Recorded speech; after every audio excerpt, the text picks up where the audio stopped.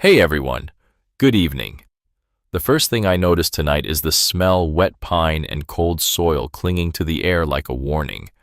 The mountains are quiet, too quiet, except for the occasional creak of trees bending under their own weight.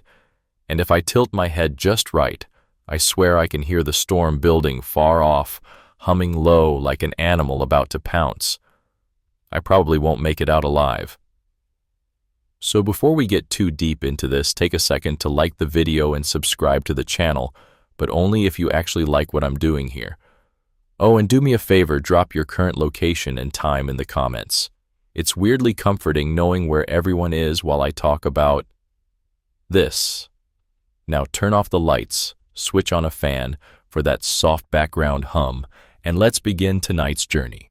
It's funny how storms don't feel dangerous until they're close. That first night, the sky had been so calm, like a soft gray blanket stretching over the ridge. Mark was laughing about how his mom had insisted on packing extra socks. Evan just kept glancing at the tree line, chewing on his thumbnail. "Relax," I told him. "We're not in a horror movie. No monsters, just trees and maybe a raccoon with an attitude." He didn't laugh. We set up the tent, blue, faded, patched at the seams, and it felt like any other camping trip. The ground smelled rich alive. The lake below us caught the last bit of sunlight, making the water look like melted gold, and for a while we believed the weather report, chance of showers. The first one-liner hits me now as I think back. Every doomed trip starts with the words, chance of showers. But there was something in the air, even then. My grandfather used to say, "If the birds stop singing, don't stay long." That night, they went silent so fast it felt like someone had flipped a switch. And here's a weird fact to chew on. Did you know frogs can sense storms before we can? Something about barometric pressure shifts. Evan mentioned it, said his neighbor had frogs that would go nuts before rain. At the time, I laughed, but now I wonder if maybe I should have been listening to frogs instead of the weatherman. Mark sat cross-legged with his notebook, jotting little things down. He always wrote dates in big block letters like he was trying to make time stand still. June 12, 1987, he wrote at the top of the page. We teased him about it, but he didn't care. "Think anyone will actually read that?" I asked. "Maybe," he said, not looking up. "People like knowing how stories end." The second one-liner. Funny how we were already talking about endings before the real story even started. The wind picked up after sunset. Nothing crazy, just that sharp edge to the breeze that makes you pull your jacket tighter without realizing why. We sat outside the tent eating half-stale sandwiches, passing around Evan's dad's old pocket knife like it was treasure. "Did you ever hear the debate about survival ethics?" Mark asked suddenly. "Like whether it's smarter to stay put or keep moving when you're lost." Some professor argued staying is better because rescuers look for stationary people. "Yeah, but if nobody's looking, staying just means dying slower," Evan muttered. We didn't know then how much that argument would matter. I remember feeling content, which sounds insane now. The stars were slipping out one by one, the smell of damp earth mixing with the smoky tang of our cheap little campfire. Everything looked like a postcard. But when I crawled into the tent, the quiet started to feel heavy, like it was pressing against my chest. I caught Evan watching the trees again, his face pale in the firelight. "You're acting like we're being hunted," I whispered. He shrugged. "Just feels like something's watching." And here's the third one-liner. You only laugh at paranoia until the night agrees with it. I lay there for a long time, listening to the wind slide through the pines. Every so often I thought I heard a snap like a footstep on wet branches, but I kept telling myself it was just the forest shifting. That was the first night. We didn't know the storm would tear the world apart by morning. The storm arrived slow at first, like it's trying to sneak up on us. I wake to the sound of rain pattering against the tent, soft and rhythmic, almost calming. For a second, I convince myself we're fine. Then the wind hits one hard gust, that makes the canvas snap so loud it jerks me upright. Mark is already awake, scribbling something in his notebook by flashlight. Evan sits cross-legged, arms wrapped tight around his knees, like if he lets go, the wind will just suck him away. Morning came early, Mark mutters without looking up. Morning's supposed to come with coffee, not a hurricane. I shoot back, trying to keep my voice light, but my stomach knots tighter with every new gust. The rain thickens fast, sheets of it slamming against the sides of the tent. The air feels electric, like it's buzzing under my skin. My granddad used to say, if the air tastes like metal, you're standing in the storm's teeth. And yeah, it tasted sharp like biting foil. We try to laugh it off, make dumb jokes, but the storm isn't listening. The next gust hits harder, bending the poles until one creaks loud enough to make Evan flinch. The first one-liner drops right there. The forest didn't sound alive anymore. It sounded angry. Mark stops writing and peers through the small, foggy tent window. The trees are bending, he says, voice flat, like he's reporting a fact he wishes wasn't true. And here's your weird fact of the night. Did you know? Some trees can literally scream during storms. Not with voices, obviously, but the way water moves through them under pressure creates ultrasonic vibrations. Humans can't hear it, but apparently deer can. So lucky them, I guess. By mid-morning, the tent is shuddering like it's about to tear free from the ground. We debate whether to pack up, but the debate dies fast when a branch snaps outside landing close enough to send mud splattering against the tent. Evan's voice shakes. We can't stay here. Mark argues. Leaving in this will kill us faster. And that sparks the same argument we'd laughed about last night, the stay put or move thing. Evan throws it back at Mark, voice cracking. Yeah, tell that to people who freeze to death waiting. The second one-liner slips in. Storms don't care about your arguments, they just keep winning. Lightning flashes, turning the tent walls white for a split second, followed by a crack so loud I feel it in my teeth. We all jump. Mark mutters a curse under his breath, which for him is rare. Elder wisdom time. My dad once said, a storm isn't scary until it finds your name. That day it felt like it had written all three of ours in big, bold letters. The wind keeps tearing at us, ripping at the seams, but for some reason the worst part isn't the noise, it's the quiet moments between gusts. The silence feels wrong. And then over the howling, I hear it faint, far off like a single word carried on the wind. Evan hears it too. His head jerks up. Did you hear that? Mark frowns. It's just the wind. But the third one-liner insists otherwise. Wind doesn't say your name. We sit frozen listening. Another flash of lightning, another crack of thunder, but beneath it there's something else, soft, uneven, almost like someone calling out. The storm is just getting started, and already it feels like the forest isn't empty. Mark's notebook is shaking in his hands, not because of the wind, but because he can't keep them steady anymore. The storm is still hammering us, sheets of rain, hammering the tent like gravel being thrown by an angry kid. The ground beneath us is turning to sludge, sucking at the tent stakes every time the wind yanks the fabric. I press my palm flat against the canvas, feeling it bow inward, wondering how long before it rips. Mark keeps writing anyway, hunched over his flashlight, balanced awkwardly between his knees. The pages are already speckled with water, but he doesn't care. He's scratching down times, temperatures, whatever guesses he can make, and little details like it's going to matter to someone later. Maybe it will. Evan, though. Evan is unraveling. His knees are pulled up tight to his chest, his eyes darting to the tent door every few seconds. Every time a branch snaps outside, he flinches like someone just fired a gun. Stop writing! Evan blurts suddenly. His voice cracks, like he's holding back more than just panic. You're acting like we're already gone. Mark looks up calm, in that way that's more terrifying than if he'd yelled. If we don't make it, someone needs to know what happened. Don't talk like that. Evan snaps his voice higher now. He grabs the notebook, but Mark yanks it back, scowling. The first one-liner comes out of me before I can stop it. Nothing feels more real than arguing about dying while trying not to.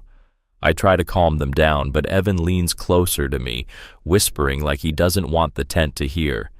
There's something out there. It's the storm, I say, keeping my tone light, but it sounds fake even to me. He shakes his head. No. I hear footsteps. Not branches.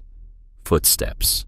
Here's a weird fact to throw at you people in survival situations sometimes hallucinate voices or figures in storms. It's called third man syndrome. Climbers on Everest talk about it all the time, like someone is just behind them, whispering directions. But Evan, he doesn't look like a guy hearing things. He looks like a guy who's absolutely sure. Mark flips another page, ignoring us both, muttering as he writes. Barometric drops too fast. This isn't just a normal storm. Evan snaps again, louder this time. Who cares about pressure? Something's moving out there. Lightning flashes, and for a second the whole tent glows white. Shadows of trees whip back and forth across the walls, and yeah, maybe it's just the branches, but for a split second I swear one of those shadows doesn't move with the rest. The second one-liner slides out before I think, you know you're scared when even shadows start feeling independent. Elder wisdom time. My uncle used to say, when you're in the woods, fear keeps you alive until it kills you. Evan is breathing fast now, his hands shaking. We have to go, he says barely above a whisper. If we stay here, we're trapped. Mark finally looks at him, eyes tired but steady. And if we go out there, we get lost. Or worse. You want to walk blind in this. But Evan doesn't answer. He's staring past us at the tent flap like he's trying to listen through the storm. And then it happens. A crunch. Not thunder, not wind. A slow, deliberate crunch, like a footstep in wet leaves. The three of us freeze. The rain keeps pounding, but beneath it another crunch. Closer this time. Mark whispers, animals. But Evan shakes his head violently. No. That's two legs. That's someone. The third one-liner hits with perfect timing. The storm wasn't the only thing circling us that night. Mark sets the notebook down slowly. His hands don't shake, but his breathing does. We don't say another word. We just sit there, staring at the tent door, waiting for the next sound. We hear voices.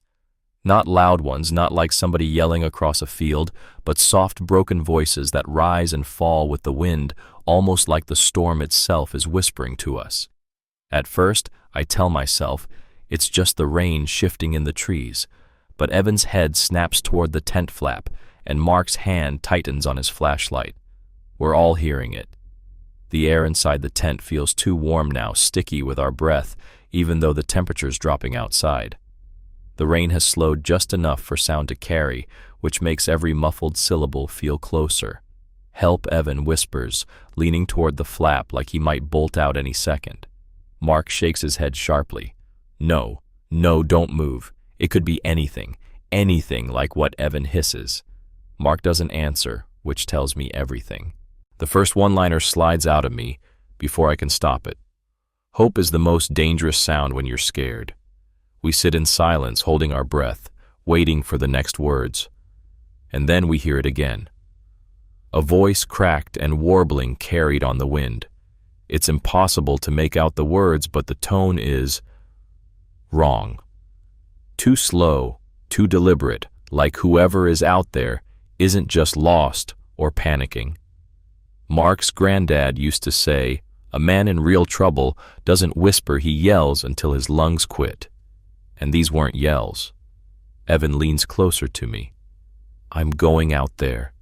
You're insane, I whisper back. We can't just sit here if someone needs help. Mark finally looks up from his notebook, his jaw tight. Or it's not help. And if we leave, we're done. Weird fact break. Did you know some tribes used to use recorded human voices to lure animals during hunts? Not exactly comforting, but that thought flashes through my head right then. The second one-liner sneaks out. When you start comparing yourself to prey, you're already halfway caught. The wind shifts, and the voice gets louder. For a second, it almost sounds like my name. My stomach drops so hard it feels like the ground's tilted. Evan's already unzipping the tent flap when Mark grabs his wrist.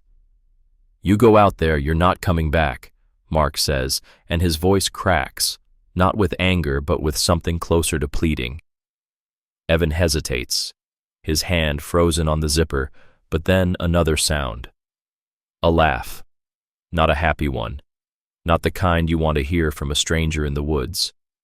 The tent goes dead silent except for the rain dripping off the seams. Mark looks at me, and for the first time, I see real fear in his eyes. Elder wisdom moment, my grandmother once told me. The forest has no reason to laugh. If you hear it, run. I don't know if we should run. The voice fades again, swallowed by the storm, leaving only the sound of rain pattering on soaked leaves. Evan slowly sits back, pulling the zipper closed again. His hands are shaking, his knuckles white. The third one-liner lands heavy. Sometimes staying put feels worse than running, but safer than dying. Curious. The three of us sit frozen in the dim glow of the flashlight, waiting for the voices to come back. But they don't. Not that night. Instead, the rain starts again, harder this time, like the storm wants to cover up whatever we just heard. And as we huddle there, Mark quietly picks up his notebook again and writes 3 words in big shaky letters across the page. We hear voices. The shadow shows up the next morning, and that's when everything starts to tilt for real. The storm hasn't eased, not much anyway. The rain is still coming down in fits, the kind that soaks you in minutes and drips off the pines like melted ice. But daylight makes it feel a little safer, at least until it doesn't. Mark is crouched outside the tent, notebook tucked under his jacket, scanning the ridge through a pair of cheap binoculars his dad had tossed into our pack. Evan's pacing in tight, sharp circles like a caged animal, his boots leaving ugly prints in the mud. I swear it wasn't just the storm, Evan mutters. Somebody was out there last night. Mark doesn't look up. Could have been an echo. No echo laughs, Evan snaps. The first one-liner slides out naturally. Denial sounds stupid when it's standing in wet socks. I'm trying to stay neutral, poking at the campfire that won't light when I catch movement near the tree line. Just a flicker at first, like a darker patch of shadow slipping between the trunks. "Hey," I say, keeping my voice low. "Do you see that?" Mark lowers the binoculars, squints where I'm pointing. For a second, nothing, and then it happens again, clearer. This time, a shape moving against the gray-green backdrop, too upright, too steady to be an animal. "Could be another hiker," Mark says, but his voice is tight. Evan grabs the binoculars from him, nearly dropping them in the mud. Where I point again, and Evan raises them, holding so still his shoulders barely move. His breath hitches. It's a person. Mark's jaw tightens. Are they coming this way? Evan lowers the binoculars, shaking his head. No, just standing there. Elder wisdom time, my dad used to say. Anyone who watches too long isn't lost. They're looking for something. The figure doesn't move closer, doesn't wave, doesn't call out. Just stands there. Weird fact, break, to keep you grounded. Did you know staring is actually a biological threat response? Predators lock their gaze to size up prey. Not comforting, but that's what runs through my head as the figure lingers too long. The second one-liner lands. When someone watches you and doesn't speak, they're not here to chat. Mark finally pulls the binoculars back, muttering under his breath. We can't just sit here all day with that out there. Then what Evan snaps. Go say hi. Shake hands. What if he doesn't finish because the figure finally moves? Turning slowly, walking back into the trees without a word, vanishing behind the soaked pines like it was never there. The three of us just sit in silence, staring at the spot long after it's gone. Evan finally whispers, "You think they'll come back?" Mark flips open his notebook, writing fast. "If they wanted to hurt us, they'd already have." "Great," Evan mutters, kicking at the mud. "That's comforting." The third one-liner hits right as the rain starts again. Sometimes it's not who shows up that scares you, it's why they leave. The figure doesn't return that morning, but the feeling it left behind does. It stays in the air, heavy and sour, even after we retreat back into the tent, even after Mark closes the notebook. And when I finally lie back staring at the wet canvas overhead, all I can think about is whether that shadow was watching us last night too. The decision to leave doesn't feel like a decision, it feels like giving up. By the third day, the storm has turned our little patch of ground into a swamp. The tent smells like wet nylon and mud, and every breath feels heavy, like the air itself is waterlogged. Mark's notebook has warped, its edges curling from damp fingers, but he's still writing stubborn as ever. Evan, though, isn't even pretending to sit still anymore. "We're out of food," he says, his voice sharp, almost accusing. "We can't stay here. We're just waiting to starve." Mark doesn't look up. The storm's still too strong. "We'll get lost in this." Evan slams his palm against the tent pole, making it shake. "We're already lost." The first one-liner slips out before I can stop it. Hope doesn't spoil slowly, it rots all at once.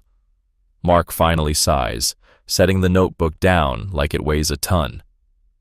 "We'll leave tomorrow if the rain lets up," but Evan's already shaking his head. "Tomorrow's too late. We leave now." I don't want to agree with him, but my stomach growls at the same time, loud enough for all of us to hear. The half-eaten granola bars are gone, the sandwiches long since soggy lumps at the bottom of our packs. Even the instant coffee packets are empty. Elder wisdom moment, my mom used to say. Empty stomachs make bad choices sound like good ones. Mark rubs his forehead, silent for a long minute. Finally, he nods just once. "Fine. But we need to leave something behind. A trail." And that's when the idea starts. His notebook carved marks anything to prove we were here if someone comes looking. Weird fact break. Did you know? Search and rescue teams actually look for man-made patterns, straight lines, stacked rocks, carved initials, because nothing in nature is perfectly ordered. Mark mentions that, like he's quoting some survival documentary. The second one-liner comes naturally. Nothing says, "We existed," like vandalizing a tree for future strangers. The storm hasn't stopped, but it's shifted. The rain's more of a steady drizzle now. The wind calmer, just enough to make us feel like we might survive walking out. We pack fast, stuffing wet clothes into heavier wet packs, tying down what little gear we have left. Mark tucks the notebook into his jacket like it's gold. Before we take the first step, Evan mutters, "If that guy's still out there." Mark cuts him off. "Then we're better moving than waiting for him to come back." The tent looks pitiful as we leave it sagging under the weight of rain-blue fabric streaked with mud. For a second, I think about staying, about crawling back inside and pretending rescue's coming. But then, I glance at Evan's face, pale, desperate, and I know staying isn't an option anymore. The third one-liner lands heavy.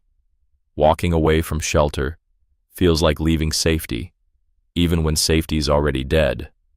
So we leave. Packs on, heads down, rain dripping off our hoods as we take the first steps down the slick, muddy trail. Mark leads, carving rough slashes into tree trunks with his pocket knife every few yards. Evan follows, glancing back every few seconds like he expects that shadow to reappear.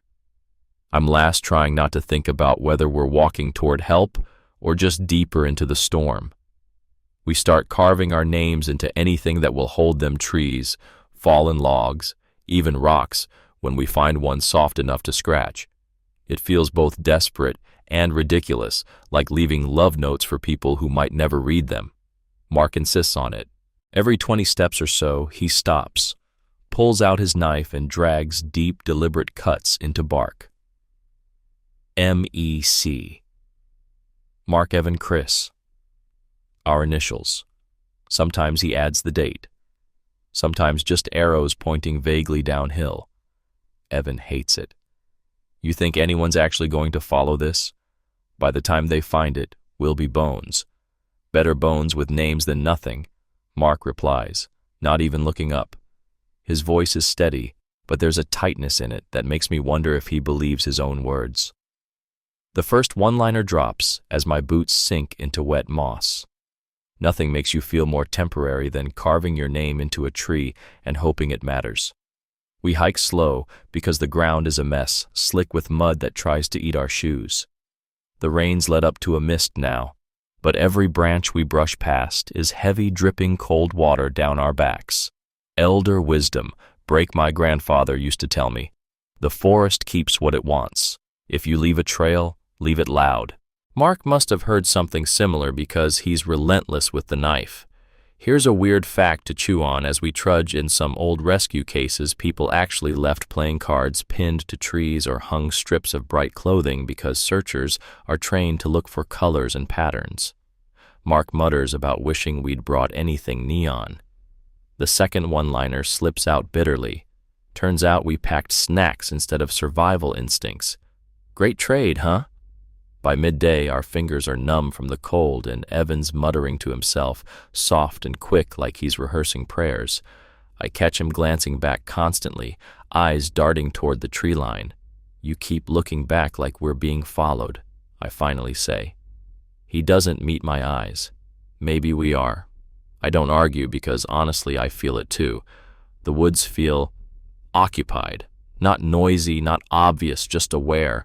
Like when you walk into a room and know someone was just talking about you. We stop to drink the last of our water sitting on a slick rock while Mark scratches another set of initials into a nearby trunk. Evan glares at him. You really think someone's gonna see that Mark doesn't answer, just keeps carving? The third one-liner comes out softer this time. Carving names isn't for rescuers, it's for you to pretend you still exist. We push on deeper into the dripping forest, leaving our initials behind us like breadcrumbs. Every mark feels like we're writing a story we might not get to finish. And somewhere behind us, way back near the ridge, I swear I hear something crack, a slow, deliberate step where none of us are walking. The ridge is worse than we expected. By the time we reach it, the storm has chewed up the trail, leaving only slick rocks and rivulets of brown water sliding downhill. The air is thinner here, sharp in my lungs, and the wind cuts across the open slope like icy fingers.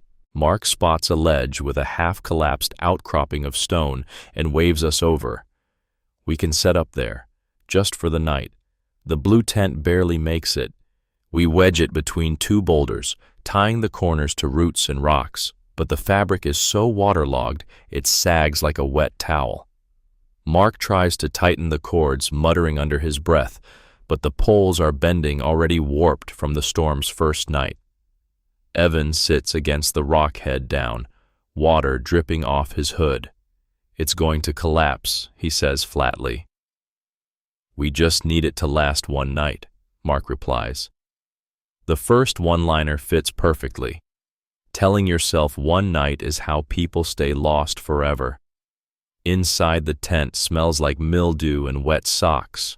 We squeeze in knees, huddling close because the temperature's dropping fast. My fingers feel stiff, my nails rimmed with mud. Mark tucks his notebook into his jacket, like the words inside are more valuable than food. Elder wisdom moment, my aunt used to say. A tent isn't shelter, it's just a polite request for the storm to leave you alone. And she wasn't wrong. Weird fact break. Did you know mountain winds can twist air currents strong enough to literally tear tents apart if they're set in the wrong direction? Mark mentions this casually, like we aren't currently gambling with that exact fact. Evan isn't listening. He keeps looking at the flap, flinching every time the canvas shifts. "It feels wrong," he whispers.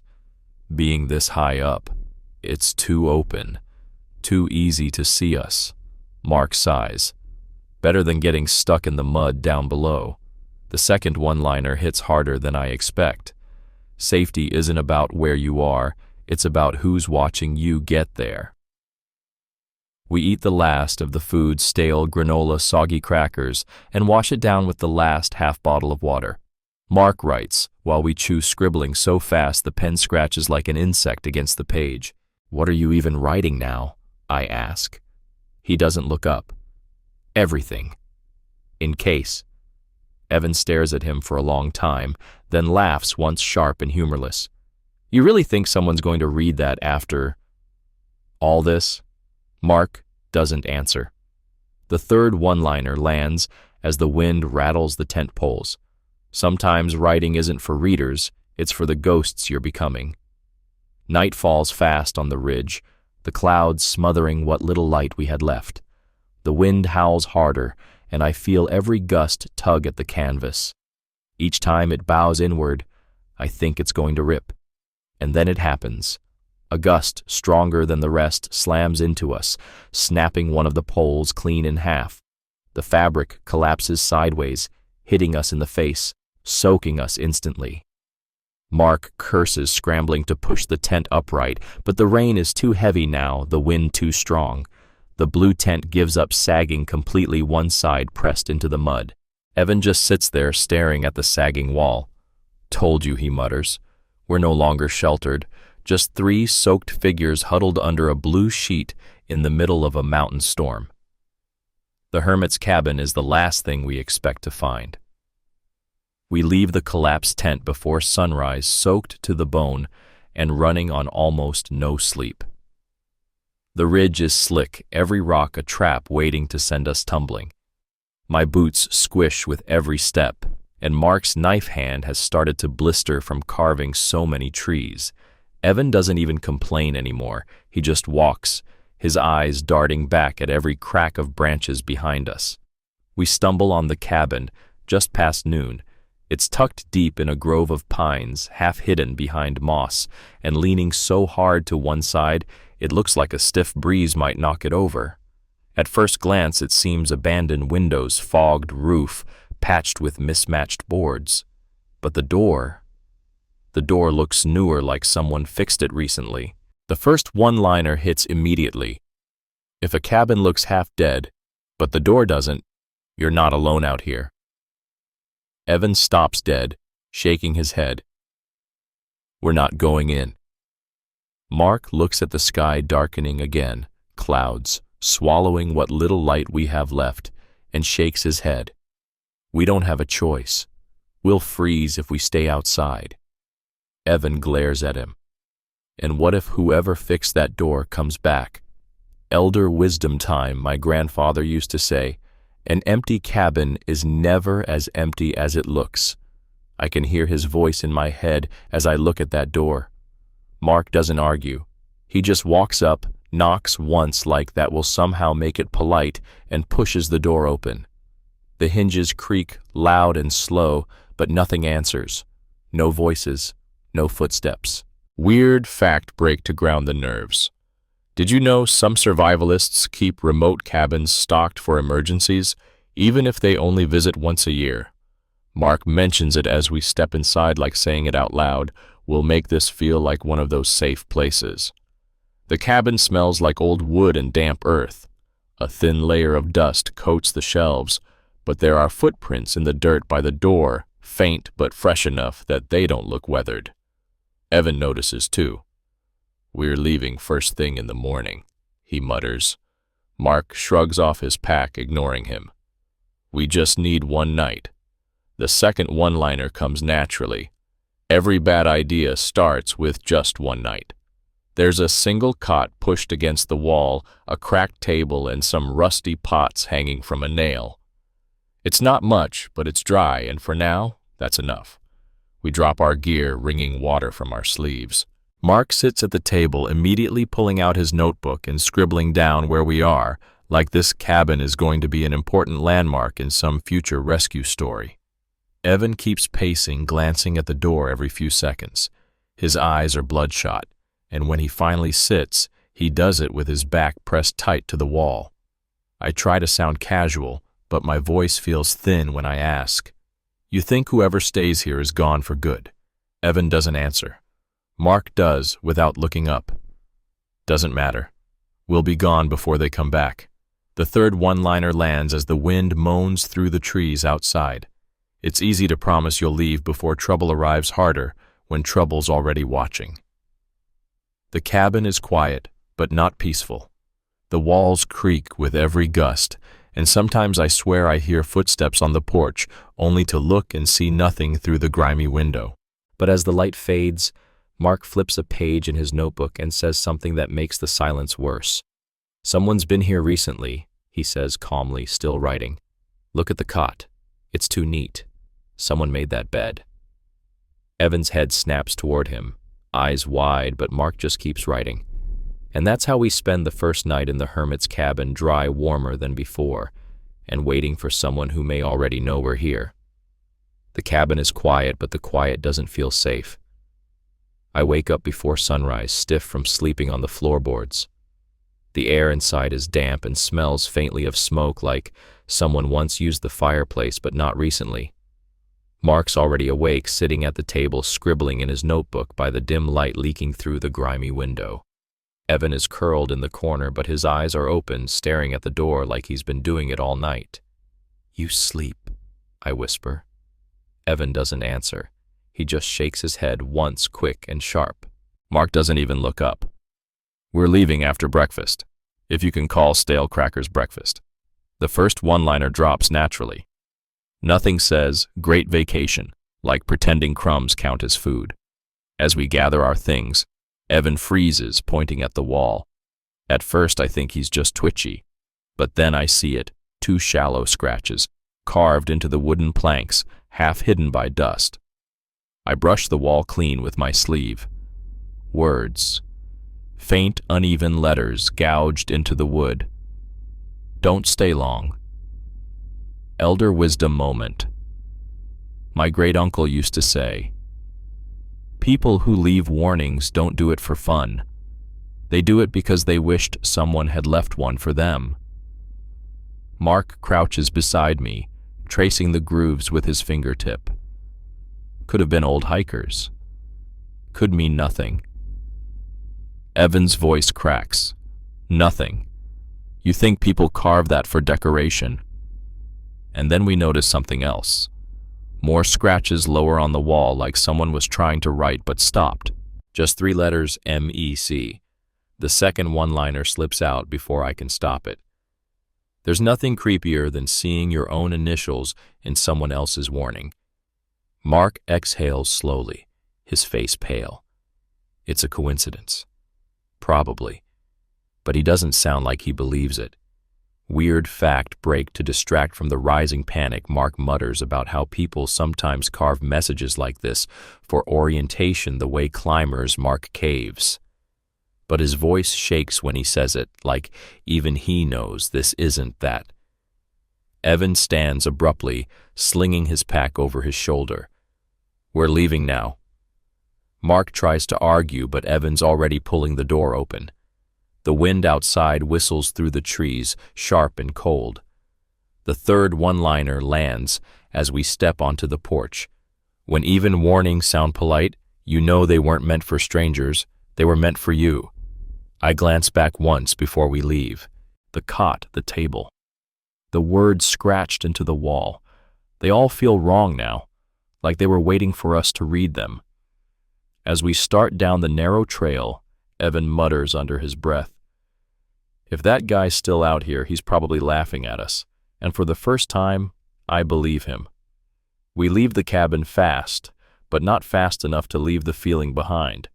The trail winds downward through the pines, wet needles sticking to our boots with every step. The air smells heavier here, like wet bark and something sour we can't place. Mark leads, glancing back every few yards, while Evan keeps his head down, his hands clenched so tight the knuckles are bone white. The sun tries to break through the clouds once, but it doesn't last, just a pale smear of light, before the gray swallows it again. Then Mark stops so suddenly I bump into him. "What?" I whisper, my voice too loud in the silence. He doesn't answer. Instead, he points toward a low slope to our left. At first, I don't see it, just fallen logs and rocks. But then, there it is. Half buried in the mud, leaning against a tree like someone dropped it on purpose, a Polaroid camera. The first one-liner hits instantly. Nothing screams, "Wrong place, wrong time," like a smiling camera in a dying forest. Mark crouches, picking it up carefully, wiping mud off the lens with his sleeve. "It's still warm," he mutters. Evan takes a step back. So someone's close. Someone just left it here. Mark doesn't answer. He's already popping the back open. Inside, miraculously, there's still film, a few used shots stacked neatly. We huddle close as Mark slides one out. The photo's warped from dampness, but the image is clear enough, the three of us sitting outside the tent on that first night, smiling at the camera like idiots. My stomach drops. Evan grabs the photo from Mark, his hands trembling. How did they get this? That's ours. That was in our pack." Mark checks the rest of the photos quickly. Most are familiar us at the lake, laughing at nothing, Mark's stupid shot of a squirrel stealing our food. But the last one isn't familiar at all. It's taken through what looks like a window. Inside, the three of us are sitting in the cabin last night. Mark bent over his notebook. Evan staring at the door, me half asleep against the wall. "Elder wisdom moment," my dad once said. "A man who watches you without speaking isn't curious. He's planning something." Evan drops the photo like it burns him. They were there. Last night. Watching us. Mark's face is pale, his jaw tight. Maybe it's old. Maybe... Stop. Evan snaps. "Don't do that thing where you pretend this makes sense." Weird fact break, because my brain refuses to stay calm. Did you know? Polaroid film can survive weeks in damp conditions if stored right. Mark mutters something like that. But the way his voice shakes, it's clear he's not trying to reassure anyone, he's trying to convince himself. The second one-liner lands as Evan backs away, glancing at the trees. Every photo's supposed to freeze a moment, not steal it from you. Mark shoves the camera into his pack, muttering, "We keep moving." Evan shakes his head. What if they're still following us? What if they're closer now? Mark doesn't respond. He just tightens his pack straps and starts walking faster. The third one-liner slips out as we follow him, my eyes darting to every dark shape between the trees. The worst part of being hunted is not knowing when you stopped being lost and started being found. We keep moving the trail, twisting tighter, every sound louder than it should be. And somewhere behind us, faint but clear, there's the soft click of a camera shutter. The tunnel isn't on any map we've seen, it just appears like the mountain decided to spit out a secret. By late afternoon, the trail narrows into sharp switchbacks, the trees thinning until we're walking along a rocky slope. The air is colder here, carrying the smell of wet stone. My boots scrape against loose gravel, every step threatening to slide me off the edge. Evan is the first to spot it. He stops abruptly, pointing to a jagged rock wall ahead where the slope dips. At first it looks like just another shadow, but when we get closer we see the dark, yawning mouth of a tunnel carved straight into the rock. The first one-liner slides out of me without thought. If a mountain opens its mouth, you're probably about to get swallowed. Mark crouches at the entrance, running his fingers over the stone. Mining tunnel, he says, his voice low. Old. Probably abandoned decades ago. Evan doesn't care about history lessons. It's shelter, better than sleeping in the open again. I glance into the blackness, feeling my stomach knot. Or it's worse. What if it's not empty? Elder wisdom moment, my grandmother once told me. The safest looking caves are the ones that already belong to something. That thought sticks hard.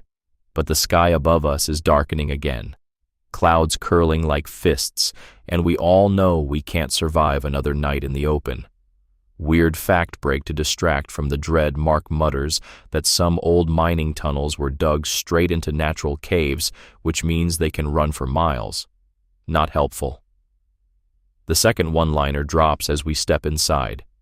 Darkness doesn't care if you're a guest or a trespasser, it swallows you the same way. Inside the tunnel smells like damp rock and old soil. Our footsteps echo too loudly, bouncing off walls slick with moisture. Mark lights his flashlight, the beam slicing through dust that hangs thick in the air like smoke. We find an alcove a few yards in, just wide enough to sit. It's cold, but it's dry, and for now that's enough. Mark pulls out his notebook, flipping to a clean page. "We'll leave some gear here," he says, his voice tight. "If anyone finds this, they'll know we were alive as of today." Evan snaps his head toward him. "You're already talking like we're not walking out of here." Mark doesn't answer, just starts writing. We drop what we can spare, one of Evan's gloves, a broken strap from my pack, and the Polaroid camera, which Mark places carefully on a rock. The third one-liner comes as I watch him set it down.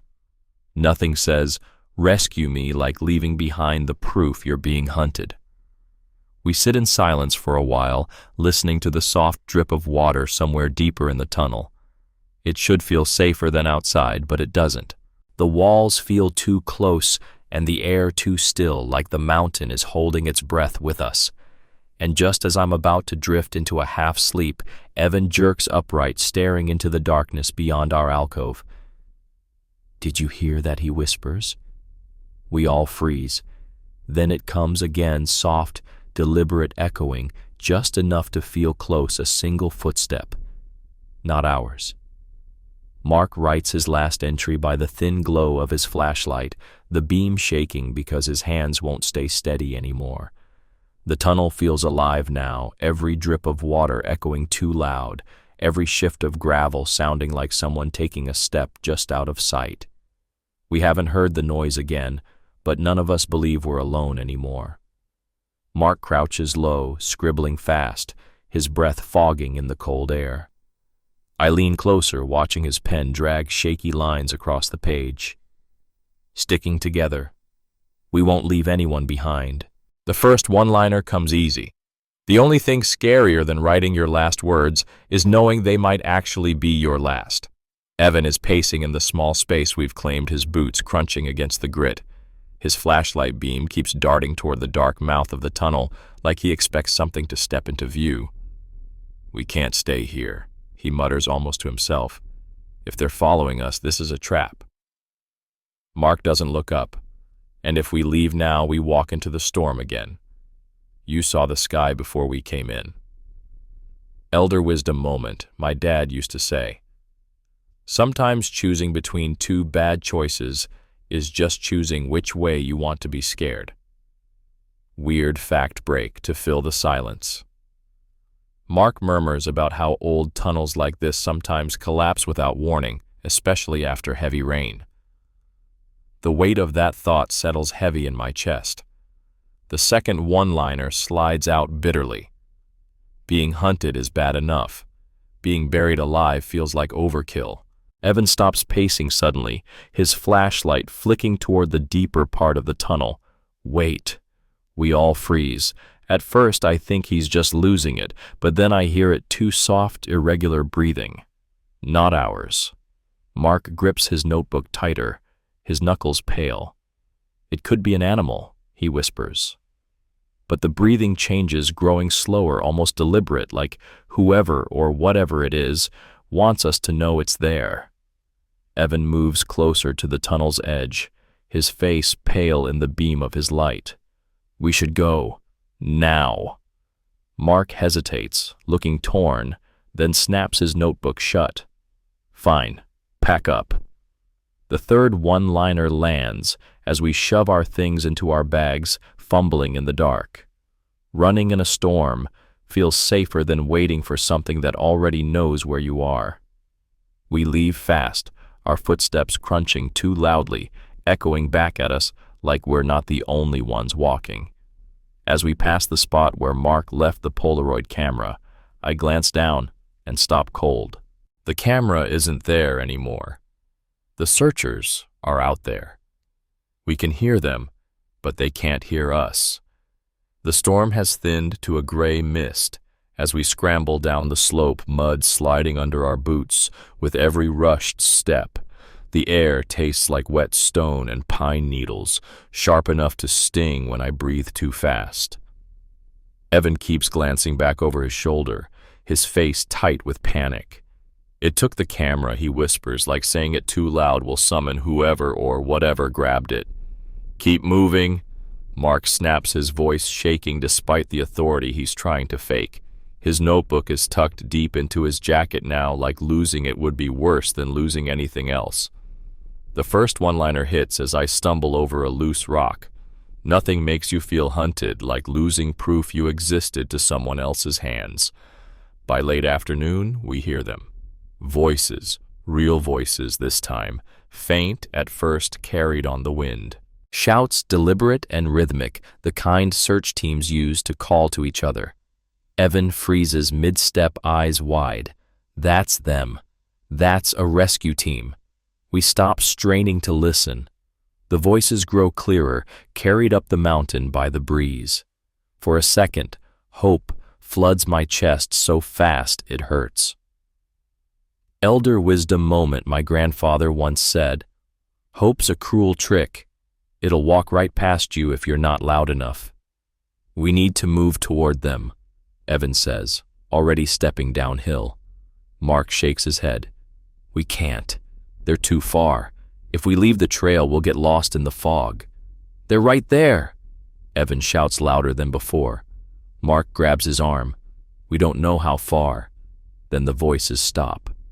The forest goes silent again, like someone cut the sound with a switch. No shouting, no footsteps, just the soft hiss of mist against the trees. The second one-liner comes out like a bad joke. Nothing's worse than rescue sounding closer than it really is. We yell anyway. We cup our hands around our mouths, screaming our names, shouting until our throats burn. But there's no answer, no returning call. Evan keeps shouting even after his voice cracks, his hands shaking as he points at the slope. They're there. I swear they're right there. Mark doesn't answer.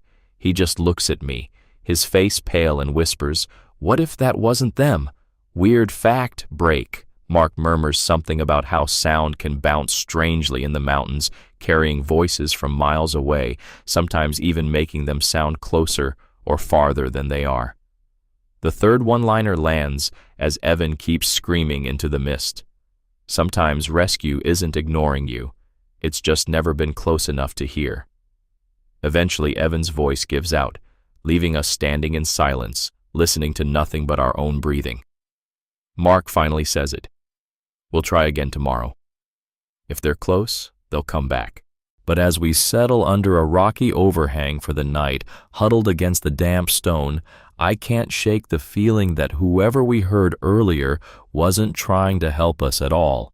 Because as I close my eyes, I swear I hear it again, softer this time, closer to a whisper, someone saying my name slow and deliberate from somewhere just beyond the fog. The final morning doesn't feel like morning at all. It feels like the mountain holding its breath. The fog hangs low and thick, curling around the pines like smoke from an unseen fire. Every branch glistens with dew, but the air feels heavier than it should, like it's waiting for us to make a choice. Mark wakes first, sitting with his back to the rock, flipping through his notebook one last time. His hands aren't shaking anymore, which somehow makes me more nervous. Evan is silent, staring into the mist, like he's already halfway gone. "We can't stay here," Mark says, voice low, steady. "If they didn't find us yesterday, they won't today, unless we move." Evan doesn't answer. He just nods slowly. The first one-liner slips out softer than usual. Sometimes you don't decide to leave, you just run out of reasons to stay. We pack what little we have left. Mark tucks the notebook deep into his jacket again, pausing to write a final line before snapping it shut. I don't ask what it says. I don't want to know yet. Elder wisdom moment, my mom used to say, walk like someone's waiting for you at home, even if you're not sure anyone is. I repeat it in my head as we step into the mist. The forest is quieter than it's been all week. No wind, no birds, just the wet crunch of our boots against the mud. Every so often I glance back expecting to see footprints following ours, but there's nothing.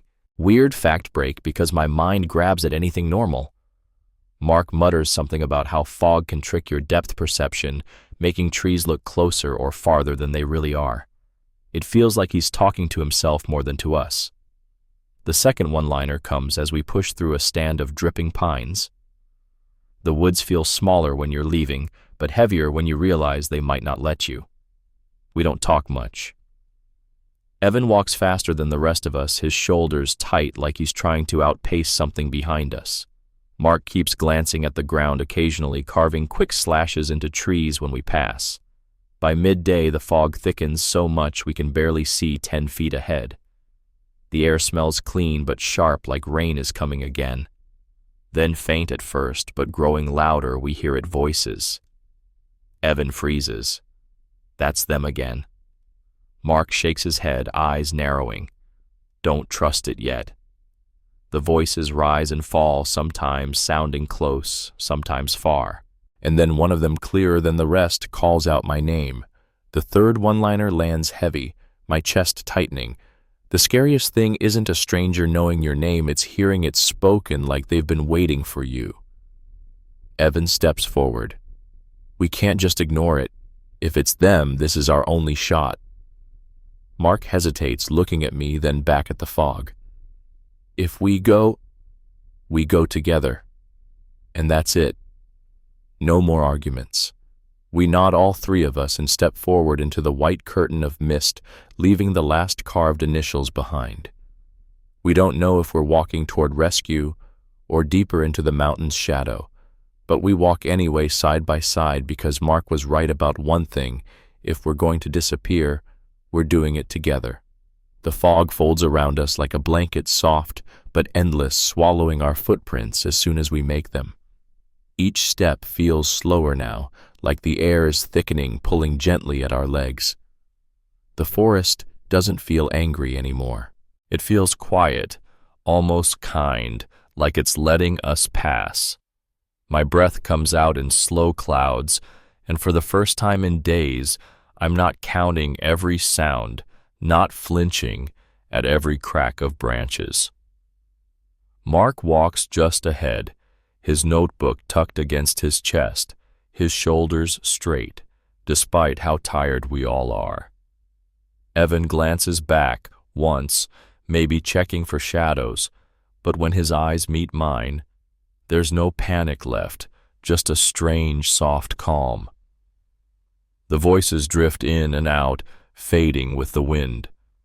Sometimes they sound closer, sometimes far, but they're not shouting anymore. They're gentle now, almost like a lullaby. I think about the first night, about the laughter by the fire, about how sure we were that this was just another trip. And now, even with every fear still heavy in my chest, there's a warmth in knowing we're still together. The trees thin, slowly letting more gray light through. Somewhere beyond this mist, maybe there's a trail. Maybe there's a search team. Maybe there's nothing at all. But right now, that doesn't matter. We keep walking steady and close, every step soft against the wet ground. And for the first time, I let myself believe that disappearing isn't always about being lost. It's about becoming part of the place that held you even if only for a little while. The mist curls tighter soft against my face, and I close my eyes, letting the sound of the forest settle around us like a slow, steady heartbeat. Good night, everyone.